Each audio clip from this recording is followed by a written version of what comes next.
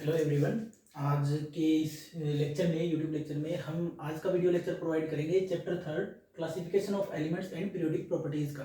11th class की chemistry का chapter third है एनसीईआरटी की बुक का कि classification of elements and periodic properties के बारे में कि एलिमेंट्स का क्लासिफिकेशन कैसे हुआ, उसकी ज़रूरत क्यों पड़ी, उस क्लासिफिकेशन का बेसिस क्या क्या था, किस किस ने ट्राई किया, क्या क्या लाभ दिए गए, कौन कौन सी थ्योरीज दी गई, उसके बाद किस थ्योरी को ज़्यादा प्रेफरेंस मिली, उसके बाद कौन कौन से लॉ आए, कौन कौन सी पीरियोडिक प्रॉपर्टीज होती हैं, उन पीरियोडिक प्रॉपर्टीज का आगे स्कोप क्या है, हम हर एक चीज़ पढ़ेंगे बिल्कुल डिटेल में। और दूसरी चीज़, ये चैप्टर बहुत इंपॉर्टेंट है क्योंकि पूरी इनऑर्गेनिक केमिस्ट्री इन्हीं पे बेस्ड है, पूरी की पूरी इनऑर्गेनिक केमिस्ट्री इन्हीं पे बेस्ड है। अब चैप्टर की शुरुआत कर रहे हैं। पहली बात, हमें क्लासिफिकेशन की जरूरत ही क्यों पड़ी, why do we need classification.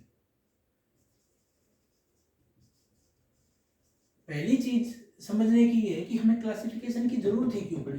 Elements तो हैं ही, उन्हीं को पढ़ लेते हैं। पर दिक्कत ये है कि हमारे पास एलिमेंट्स इतने ज़्यादा हो गए कि हमें उनको एक साथ, जैसे उनकी प्रॉपर्टीज़ के हिसाब से एक साथ पढ़ने में दिक्कत आ रही थी। उनकी सबकी अलग अलग प्रॉपर्टीज़ थी, अलग अलग प्रॉपर्टीज़ को अलग अलग तरीके से पढ़ें। उसके बजाय हमें ये लगा, या साइंटिस्ट को ये लगा कि क्यों ना सिमिलर प्रॉपर्टीज़ वालों को एक साथ रख दिया जाए। ऐसी सोच आने के बाद ही क्लासिफिकेशन शुरू हुआ। और क्लासिफिकेशन के बारे में सबसे पहले जिसने सोचा, वैसे तो 1800 के आसपास टोटल 31 एलिमेंट्स नॉन थे, ठीक है। उसके बाद 1829 1862 के आसपास टोटल 63 थे। और उसके बाद एट प्रेजेंट अभी कितने प्रेजेंट है आपकी बुक के एनसीईआरटी के हिसाब से 114 एलिमेंट्स होंगे और एक्चुअल में 118 प्लस हैं। यानी अभी मेन मेड एलिमेंट्स, बहुत सारे एलिमेंट्स ऐसे हैं जिनको बनाया जा रहा है, ठीक है। रेडियो एक्टिविटी की खोज के साथ ही नए नए एलिमेंट्स बने। एफ ब्लॉक तो पूरा ही मेन मेड ही है लगभग, ठीक है।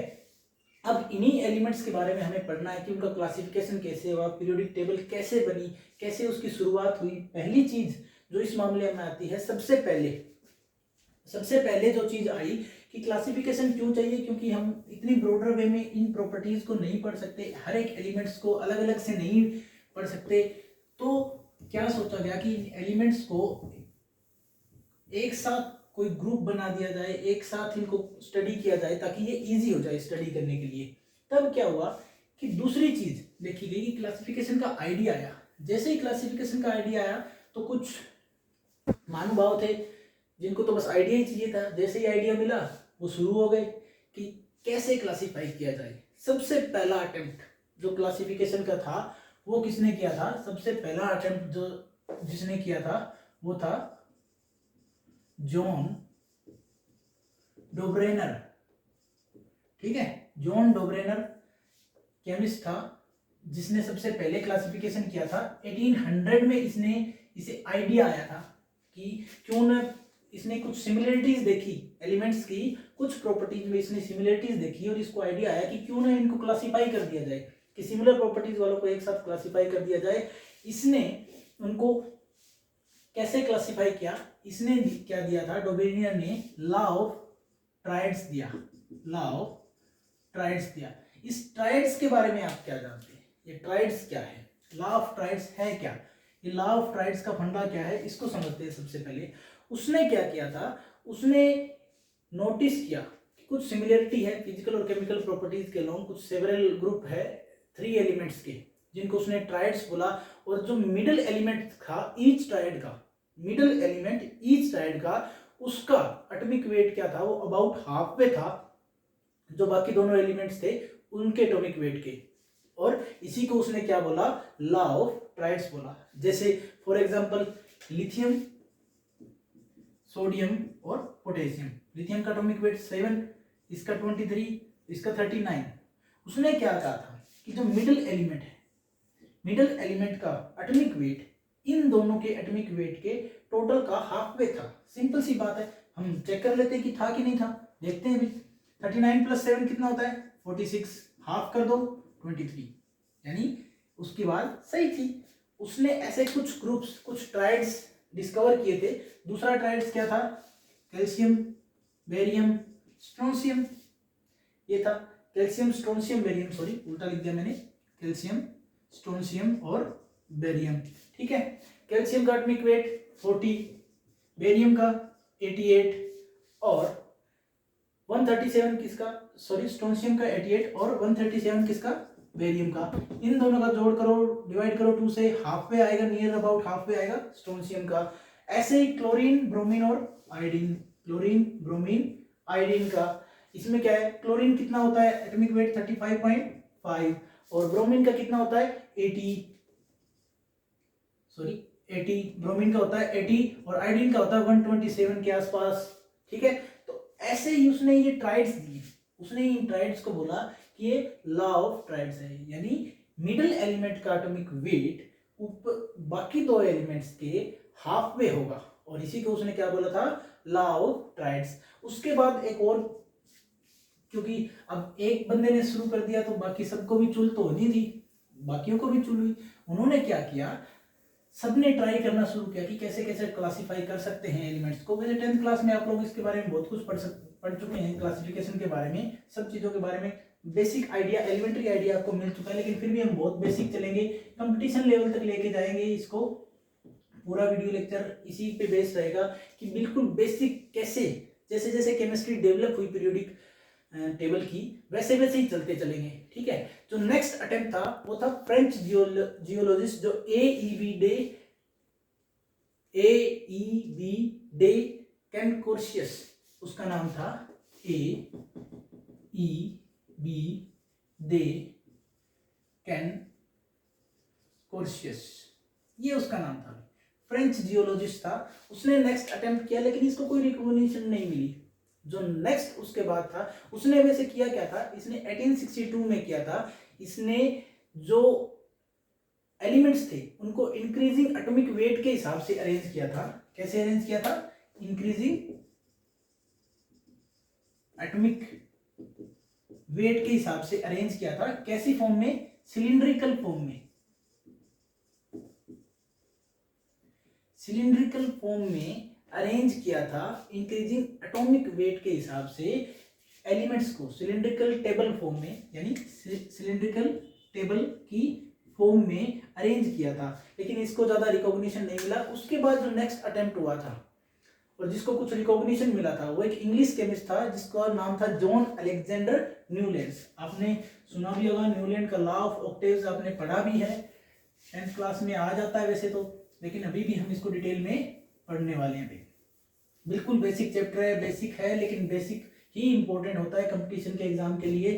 अभी फिलहाल सारे बोर्ड एग्जाम के पॉइंट ऑफ व्यू से पढ़ा रहा हूँ, साथ में कंपटीशन के पॉइंट ऑफ व्यू से भी पढ़ा रहा हूँ। तो नेक्स्ट जो अटेम्प्ट था वो था इंग्लिश केमिस्ट था जॉन अलेक्जेंडर न्यूलैंड्स, उसका नाम था जॉन अलेक्जेंडर न्यूलैंड, और इसी ने क्या दिया था, Newlands law of Octave, Newlands law of octaves. इसने क्या किया, जैसे इसने एलिमेंट्स को इंक्रीजिंग, इसने भी अरेंज कैसे किया था, इंक्रीजिंग एटॉमिक वेट के हिसाब से अरेंज किया था एलिमेंट्स को। एलिमेंट्स को किस ऑर्डर में अरेंज किया था, उनके इंक्रीजिंग एटॉमिक वेट के हिसाब से। जैसे इसने अरेंज किया, इसने क्या देखा कि इसने पाया कि उनकी फिजिकल और कुछ केमिकल प्रॉपर्टीज में सिमिलरिटीज मिली इसको।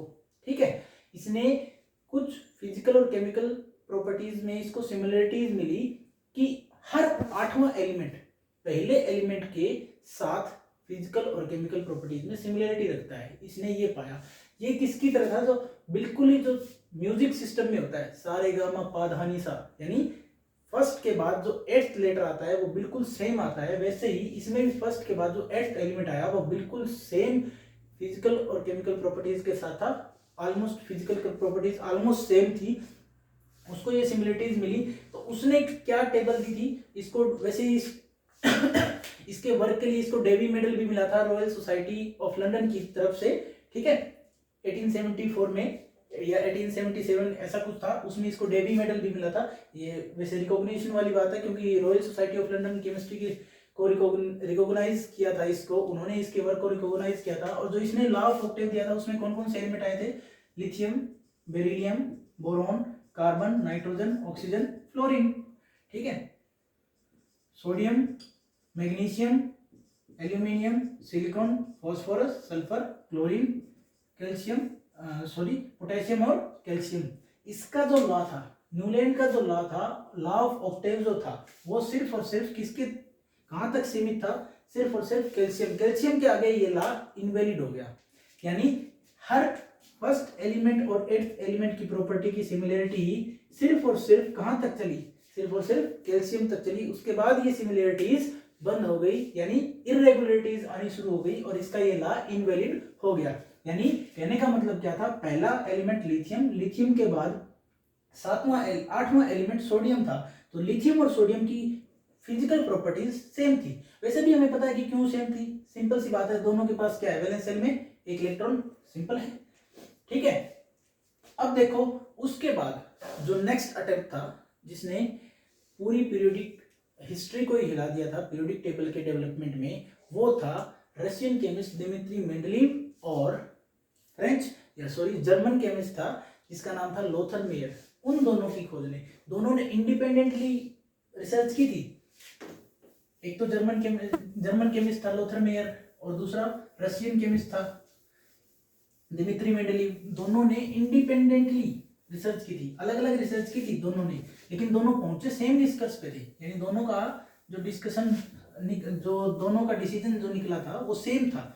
दोनों ने सेम रिजल्ट निकाला था, सेम टाइप से उन्होंने पीरियोडिक टेबल को अरेंज किया।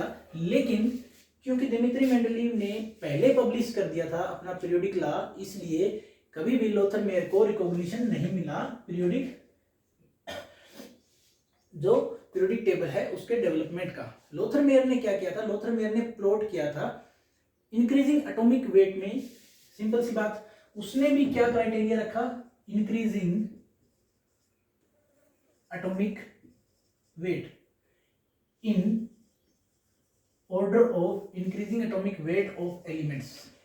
उसने एलिमेंट्स को कैसे अरेंज किया किस ऑर्डर में? In order of increasing atomic weight of elements. यानी एटॉमिक वेट इंक्रीज कर रहा है 1 by 1।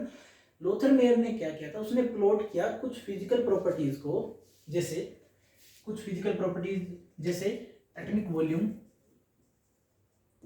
Melting point, boiling point. इनको किसके खिलाफ प्लॉट किया उसने? एटॉमिक वेट के। और उसको कुछ रेगुलर ट्रेंड या पैटर्न मिला। यानी इन प्रॉपर्टीज को उसने प्लॉट किया एटॉमिक वेट के साथ अगेंस्ट, और उसने ऑब्टेन किया पीरियोडिकली रिपीटिंग पैटर्न। एक पीरियोडिकली रिपीटिंग पैटर्न ऑब्टेन किया। क्या किया? पीरियोडिकली रिपीटिंग पैटर्न ऑब्जर्व किया। जब उसने पीरियोडिकली रिपीटिंग पैटर्न ऑब्जर्व किया तो उसने क्या देखा कि पैटर्न तो था, लेकिन वो पैटर्न सेम नहीं था। यानी पैटर्न में क्या थी? इरेगुलरिटीज। न्यूलैंड ने जो पैटर्न बनाया था, न्यूलैंड का फर्स्ट और एट्थ एलिमेंट वाला जो पैटर्न था, उसने कहा था कि ये पैटर्न बिल्कुल सेम रहेगा। और न्यूलैंड के पैटर्न के कॉन्ट्रास्ट में इसने क्या किया था? उसकी लेंथ में चेंज था। यानी पैटर्न कितना लंबा होगा, यानी एलिमेंट्स कितने जा सकते हैं, कितने ज्यादा आ सकते हैं, इसने उसकी लेंथ वेरी हो रही थी। यानी कि जो पीरियडिक रिपीटिंग पैटर्न तो था इसके पास, पीरियडिकली एक के बाद एक दोबारा रिपीट कर रहा था, लेकिन उसकी लेंथ फिक्स नहीं थी, ठीक है। बट उसके वर्क को कभी भी रिकॉग्निशन नहीं मिली। रिकॉग्निशन क्यों नहीं मिली? क्योंकि जो दिमित्री मेंडलीव था, मेंडलीव ने अपना वर्क पब्लिश कर दिया था। कौन था? एक तो दिमित्री मेंडलीव, ठीक है। यही है फादर ऑफ पीरियोडिक टेबल।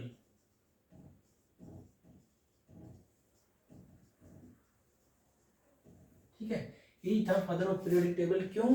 इसी को श्रेय जाता है, इसी ने सबसे पहले पीरियोडिक लॉ दिया था, ठीक है।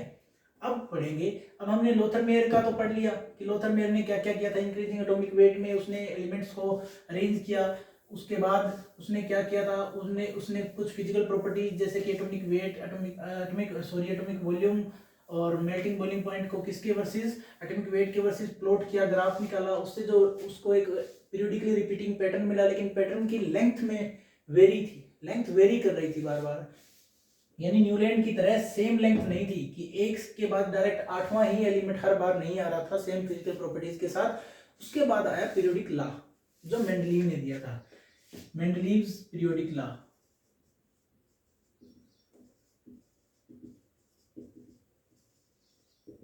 मेंडलीव का पीरियोडिक लॉ क्या कहता है? इट स्टेट्स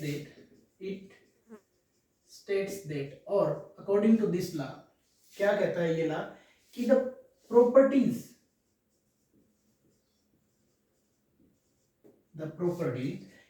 क्या कहता है ये ला कि the properties of the elements are a periodic function. The properties of the elements are a periodic function of their atomic weights. ये था मेंडलीव का पीरियोडिक लॉ। ये क्या कहता है कि the properties of the elements are a periodic function of their atomic weight. इसने क्या कहा कि जितनी भी फिजिकल प्रॉपर्टीज थी या जितनी भी पीरियोडिक प्रॉपर्टीज थी वो क्या थी? एक पीरियोडिक फंक्शन थी। किसके? उनके एटॉमिक वेट का, एलिमेंट्स के एटॉमिक वेट का पीरियोडिक फंक्शन है, यानी बार बार एटॉमिक वेट के हिसाब से वेरी करेंगी। अब जो प्रॉपर्टीज थी उसने इनको, जो एलिमेंट्स था उसने अपनी पीरियोडिक टेबल में इनको कैसे स्थान दिया था या कैसे इसने अरेंज किया था? इसने बनाए कुछ हॉरिजॉन्टल रो बनाई और वर्टिकल कॉलम बनाई। ये हॉरिजॉन्टल रो है, ठीक है, और ये वर्टिकल कॉलम है। ये कॉलम्स ऐसे ऐसे कॉलम बने और ऐसे रो बनी। उसने इनको टोटल 8 ग्रुप में बांटा, 0, 1, 2, 3, 4, 5, 6, 7 और लास्ट में 8। उसने टोटल इनको 8 ग्रुप में बांटा जो कि वर्टिकल रो और कॉलम में बंटे हुए थे, और इनको एलिमेंट्स को इंक्रीजिंग एटॉमिक वेट के ऑर्डर में ऐसे अरेंज कर दिया कि जो सिमिलर फिजिकल प्रॉपर्टीज वाले जो एलिमेंट्स थे वो सेम ग्रुप या सेम कॉलम में आए। ठीक है, उसने एलिमेंट्स को कैसे अरेंज किया कि वो सेम ग्रुप या सेम कॉलम में आए जिनकी सिमिलर प्रॉपर्टीज थी। ठीक है, उसने ब्रॉडर क्राइटेरिया यूज किया, ब्रॉडर रेंज यूज की फिजिकल और केमिकल प्रॉपर्टीज की। मेंडलीव ने रिलाई किया किसके ऊपर? Similarities of empirical formula. Mendeleev का जो बेस क्या था वो क्या था? Similarities of empirical formula. किसकी सिमिलरिटी? एम्पिरिकल फॉर्मूले की similarity and compound formed by the elements, compounds formed by the elements, यानी जो एलिमेंट्स ने कंपाउंड फॉर्म किए उन पर, और जो सिमिलरिटी मिली थी एम्पिरिकल फॉर्मूला में उन पर। जैसे ऑक्साइड्स की जैसे बात करते हैं कि कुछ ऑक्साइड्स बने, मेनली ज्यादातर क्या था कि ऑक्साइड से स्टडी किया था उसने कि जो ऑक्साइड्स बन रहे थे उनका एम्पिरिकल फॉर्मूला क्या था, उनकी प्रॉपर्टीज क्या थी, और जो सेम टाइप की ऑक्साइड्स बनाते यानी सेम प्रॉपर्टीज की वो सेम ग्रुप या कॉलम में थे। सिंपल था। ठीक है, उसके बाद क्या था कि उसने रियलाइज किया कि अगर वो एटॉमिक वेट वाला ऑर्डर अगर कंप्लीटली फॉलो करे, अगर स्ट्रिक्टली एटॉमिक वेट वाला ऑर्डर अगर वो फॉलो करता है, स्ट्रिक्टली फॉलो करे, अगर इंक्रीजिंग एटॉमिक वेट जो उसका पीरियोडिक लॉ था अगर वो उसको स्ट्रिक्टली फॉलो करता है, तो कुछ एलिमेंट्स ऐसे थे जो उसमें फिट नहीं बैठ रहे थे। उसकी पीरियोडिक टेबल में कुछ एलिमेंट्स ऐसे थे जो बिल्कुल भी फिट नहीं बैठ रहे थे, तो उसने क्या किया? उनको इग्नोर कर दिया, उनको छोड़ दिया। और उसने इस बात के लिए तर्क क्या दिया, रीजन क्या दिया? मेंडलीव ने ये कहा कि शायद जब उनका एटॉमिक मेजरमेंट किया गया था, यानी एटॉमिक वेट का जो मेजरमेंट किया गया था, उस मेजरमेंट में कोई एरर आ गया हो, यानी एटॉमिक वेट का जो मेजरमेंट था उसने सोचा कि वो इम्परफेक्ट था, यानी उसमें इम्परफेक्शन आ गया हो, तो उसने इनको क्या कर दिया? इग्नोर कर दिया। उसने सोचा कि एटॉमिक वेट के मेजरमेंट में शायद करेक्शन ना हो और सिमिलर प्रॉपर्टीज वाले एलिमेंट्स को एक साथ रख दिया। यानी अब देखो उसकी पहली ड्रॉबैक, जो ड्रॉबैक थे ना इसकी पीरियोडिक प्रॉपर्टी, इसकी पीरियोडिक टेबल की ड्रॉबैक। मेंडलीव की जो पहली ड्रॉबैक थी वो क्या थी? Ignorance of the order of increasing atomic weight. उसने एटॉमिक वेट के ऑर्डर को, इंक्रीजिंग एटॉमिक वेट के ऑर्डर को, जो उसका खुद का पीरियोडिक दिया वाला था, उसने उसी को नेग्लेक्ट किया। ये उसकी सबसे पहली और सबसे बड़ी ड्रॉबैक थी। उसके बाद उसने क्या किया, जब एलिमेंट्स ऐसे आए तो उसके ड्रॉबैक के फलस्वरूप क्या हुआ? आयोडीन 127 के आसपास एटॉमिक वेट, ये इसने जो कि लेसर वेट का था, किससे? एटॉमिक वेट लेसर देन किससे था? लेसर देन टेलुरियम, ठीक है, जो कि ग्रुप 6 में था। मैंने बोला था कि उसने 8 ग्रुप में बांटा था, तो छठे ग्रुप में जो टेलुरियम था उससे कम एटॉमिक वेट वाले आयोडीन को उसने 7वें ग्रुप के, ग्रुप 7 के फ्लोरीन, क्लोरीन और ब्रोमीन के साथ रखा, क्योंकि वो आयोडीन इनके साथ प्रॉपर्टीज में सिमिलरिटी रख रहा था। यानी यहां उसने एटॉमिक वेट के इंक्रीजिंग ऑर्डर को, यानी अपने पीरियोडिक लॉ को उसने यहाँ पे खुद ही इनवैलिड कर दिया, उसने खुद ही नेग्लेक्ट कर दिया। और आयोडीन को, जो कि ग्रुप 6 के टेलुरियम से भी कम वेट रखता था, एटॉमिक वेट रखता था, उसको ग्रुप 7 के साथ रखा, जिनका एटॉमिक वेट उससे ज्यादा था, ठीक है।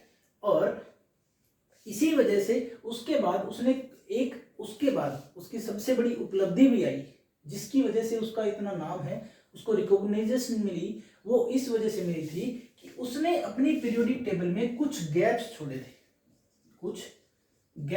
थे।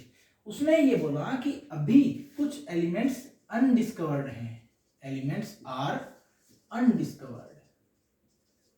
मेंडलीव ने कहा कि कुछ एलिमेंट्स अभी भी अनडिस्कवर्ड हैं और ये नियर फ्यूचर में डिस्कवर किए जाएंगे। और यही उसकी सबसे बड़ी खासियत थी, उसकी पीरियोडिक टेबल की सबसे बड़ी इंपॉर्टेंस, सबसे बड़ी खासियत, सबसे बड़ी अच्छी बात, सबसे बड़ी उसकी रिकॉग्निशन यही थी कि उसने गैप्स छोड़े, ये जानते हुए कि कुछ एलिमेंट वहां पर आएंगे। जैसे उसने एल्यूमिनियम के नीचे गैप छोड़ा,